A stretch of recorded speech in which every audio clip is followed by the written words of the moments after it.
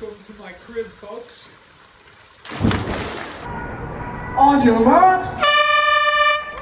Let's go, Mika! She's a little bit crazy on the weekends, dancing in her red dress, and I love the way she looks in my eyes.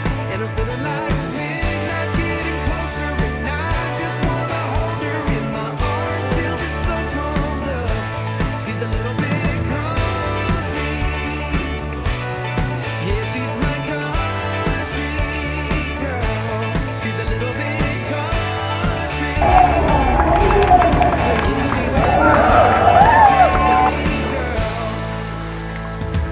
She can let her hair down, but got her feet on the ground. I can't get enough. Alrighty, what's going on? Here we are, everyone. Coming in with a nice update. Here we are. I'm on baby duty. So if Leo wakes up, I'm gonna have to go.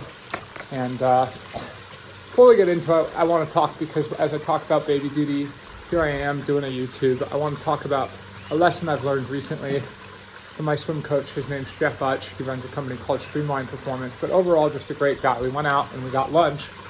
He told me, basically, he's like, Sam, what you need to know is now that you're a dad, you have to know your hierarchy of priorities in everything in life. So you have to know what's the most important to you at all times: family, triathlon, performance, social media, everything. And you need to create that in your mind, right? And then when anything comes up, when a conflict comes up of timing, you already know what's most important for you. And so obviously for me, the most important thing is my family, and the most important thing is my performance, and then the most important thing underneath that would be building the brand and all that stuff. But really for me, it's two things. It's family, Laura and Leo, and then it's performance, and it's getting out there on the race course, and it's doing the best I can. And so I think what you've noticed is I'm more quiet on social media. I haven't been doing as many YouTubes because there's been kind of a conflict. I've just been so busy because life has been an absolute whirlwind recently, right? It's been a whirlwind in the best possible of ways. We were out there. I mean, we went to Miami, and then I came back, and then had a big training block, and then off to Oceanside, straight on a plane, straight to Singapore, straight back, and then we moved into this new place here, which was obviously a lot of work, low training, and then the body came around, and now I'm getting ready for St. George. And I'm going to give an update on all that. So let's start with Oceanside. I haven't really given an update. I was second there. I'm pretty happy with Oceanside, but I have to be honest, going out, I got beat by Lionel. I think last year I had 8 wins against him, consecutive wins, and then got beat. And that's a painful experience. It's a painful experience. And I was quite excited about Oceanside. Oceanside's always been my Achilles heel. I've always gone out. I've suffered to put a good race there. I've struggled. I've just done the wrong things. Things haven't gone my way. And so this time I was like, let's do everything I can. And I failed on the sense that I did not follow my race plan. I had a certain race plan I wrote down. The swim kind of went to plan. Now, the swim, when you've got 80 guys, it's always hard to really have a plan on the swim. But actually, I want to make another comment on the swim about looking at swim deficits at PTO races versus Ironman races, at T100 races versus Ironman races, okay? Because I go to the T100 races and everyone's like, wow, you suck at swimming, you're not very good at swimming. But it's all relative to who you're swimming against. If I get on the bike and try to climb, Mount Ventoux with Pogacar, well, guess what? Everyone would tell me that I suck at riding a bike uphill. But obviously that's not the case. And so I think, it's all about what the relative ability level is. And the people at the T100, every one of those guys is pretty much a top swimmer. And so there's no in-between group and no one to swim with. And then after Miami, everyone's like, what are you going to do? There's 80 guys at Oceanside. You're going to come out in the back 10 guys. Well, guess what? I came out 42nd out of 80. So that actually puts me in the 52nd percentile of swimmers. And then got on the bike, but where I failed at Oceanside is I did not follow my plan. The plan was to bridge up, and then the plan was to work steadily and consistently with the guys such as Lionel and Jackson. And then, I got carried away, and I wanted to I guess, dropped the guys. The biggest tactical mistake was my eyeballs. I thought that Helle Geens was still with us when it was not Helle Geens, and so I just kept on pushing, and I led basically the bike exclusively from like mile 29 till 56, 28 through 56, except for maybe 3 miles. And yeah, that was a big tactical blunder, because then I got off and I did not have the normal run legs that I've seen myself have all year. Really, I've had just amazing run legs all year, and so of course Lionel was super fired up, and that was a painful loss, because I wanted to go toe to toe and have a battle. So then this actually brings me to St. George, you see, because then even that week in Singapore, I was like going over that loss in my head, and I was like, I gotta redeem myself. I know Lionel's coming out for St. George. I know he's fired up for St. George, and I gotta go out and I gotta redeem myself. And that doesn't necessarily mean win, but you know, I just let him run away from me at the second mile of that run, and I was like, so I went deep into my soul. I said, I am going to come out and I'm going to give a battle at St. George.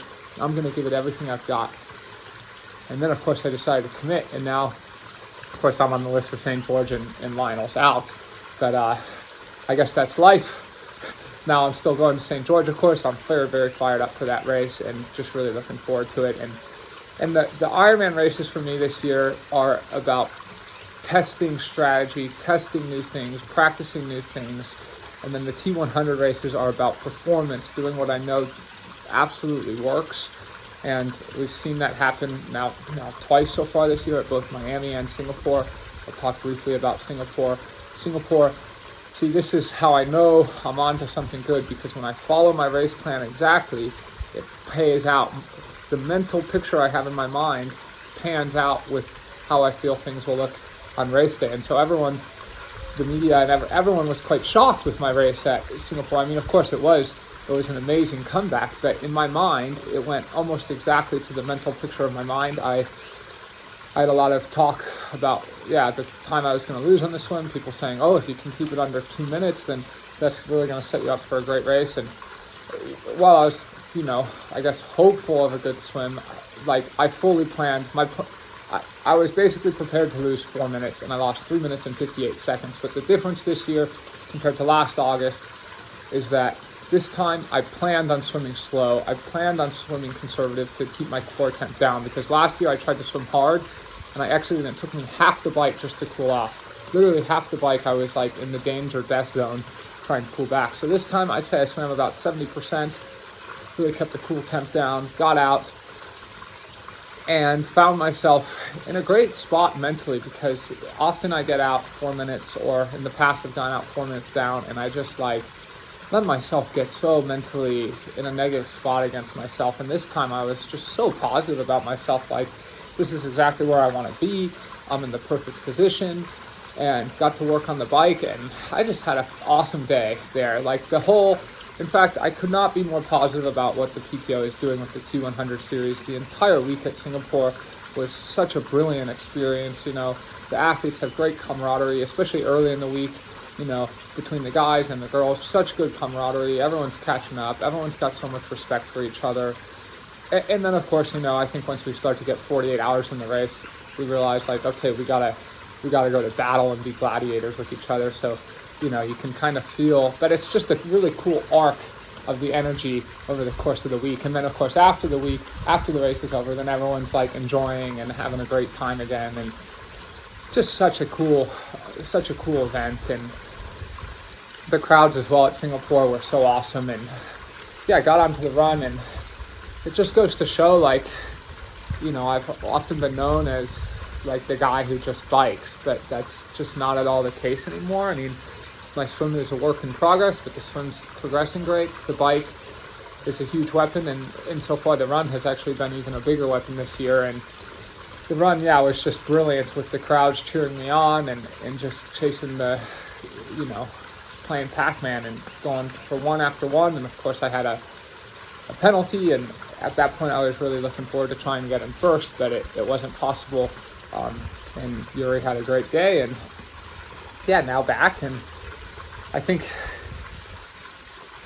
my resiliency and my consistency is awesome. And so I was not going to force St. George. Like I said, though, I wanted mentally, I was like, get prepared for this battle. But I was like, I got to come back. I'm actually going to be a huge leg down. I've got to travel back from Singapore. I've got a 28 travel day back from Singapore, and I've got to move into a new house. And I just let things flow. And when things flowed, the body felt good, and I felt ready to go out and race hard. And so I've committed. I've done one big training week, and now I'm heading off to St. George. And yeah, I'm just riding the high, stoked on the performance, stoked on the consistency. And really, it's amazing to be setting out a very unprecedented first half of the year in the history of the sport. And so I'm excited to keep doing the absolute best job I can and keep hunting. So cheers. Thank you. We'll see you all in St. George. Yo, yo, yo.